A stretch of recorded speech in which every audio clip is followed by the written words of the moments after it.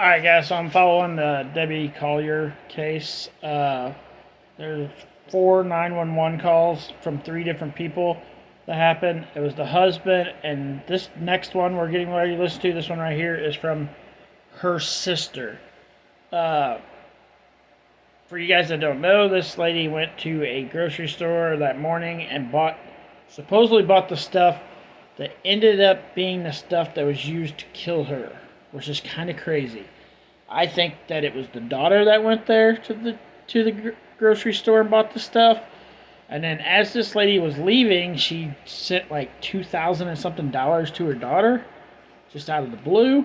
There was also a message that the daughter received that said they're not going to let me go, or something like that, and yeah, it's crazy. So So let's listen to this one. This is with the sister. Yes, sir. My name is Diane Shirley, and my sister lives in Georgia, and my niece told me she was missing. Her name is Deborah Collier, or she could go by Debbie. Okay. And I'm wondering if y'all have any information about it. As far as, I mean, no, not other than with the officer or whoever is working on the case. I don't know anything. Where does she live? Do you know? All I know is, I'm sorry, I don't know her address. Collier, Okay. Collier. Yeah. I mean, I wouldn't have any information. When there's something, they will contact the family. Whenever they, like I said, whenever they have something for that. Okay. All right. We're just not getting information, so I'm just. Yeah, I'm sorry about that. I am really worried about my sister. Okay. And. You know, do you have any information where she might go, or do you have anything to ask? Well, from my niece, she said that she was in an accident. Okay, remember this, what you're about to hear. About a month ago, and she was, on the road. She was following this truck, and this truck lost a paint can, and the paint can hit my sister's car, and the paint went everywhere.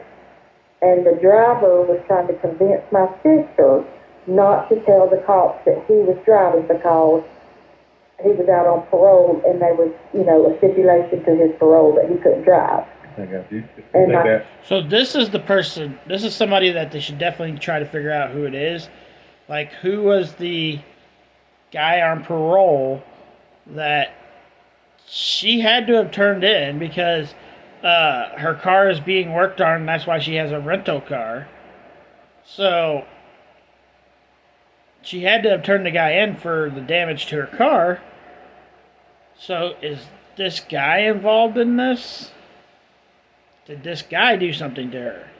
Like, I'm more up to lead to the daughter, just by what I've heard so far. But when I heard this, I was like, ooh, damn, that makes two suspects now. You still got to keep the husband as a suspect. I don't think he's involved at all.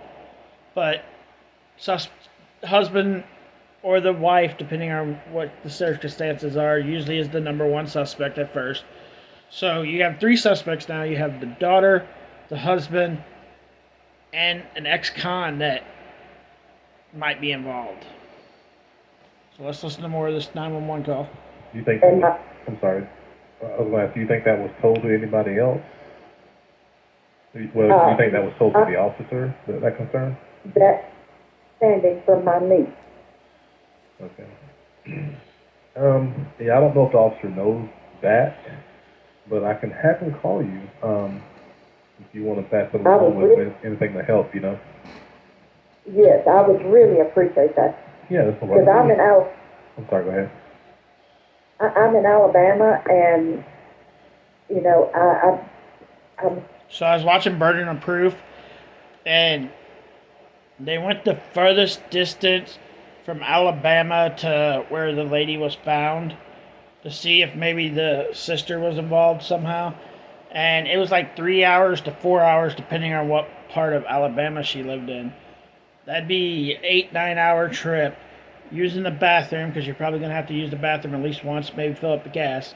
So you're talking like 10, 11 hours. You have to drive down there, do what you did, and drive back. And the thing is with this, the lady left the grocery store. So if it was the sister, she would have had to follow her to the grocery store, watched her at the grocery store, followed her out to wherever it happened in the woods because they found her in the woods in a ravine after it happened. So the sister would have had to do all that. The sister didn't do it. The sister definitely 100%. The sister has nothing to do with this. Really, she won't, she's not communicating very well with us, and I really would like to know what's going on. I got you. Yeah, since you may have insight on that, I'll have the sergeant give you a call. Is that okay? Yes, sir. That would be wonderful. All right. And what is, let's see here. Excuse me one time. What's your name? My name is Diane Shirley. And your phone number?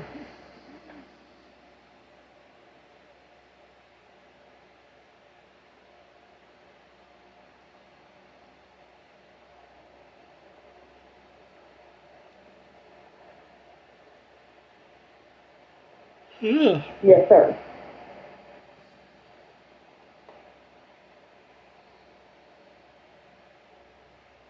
And this is your sister, right?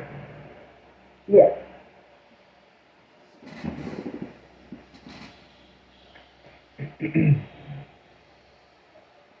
Her daughter's name is Amanda Bearden. She would have been the one her and her husband, Steve Collier, would have been the ones filing the report, was my understanding from Amanda.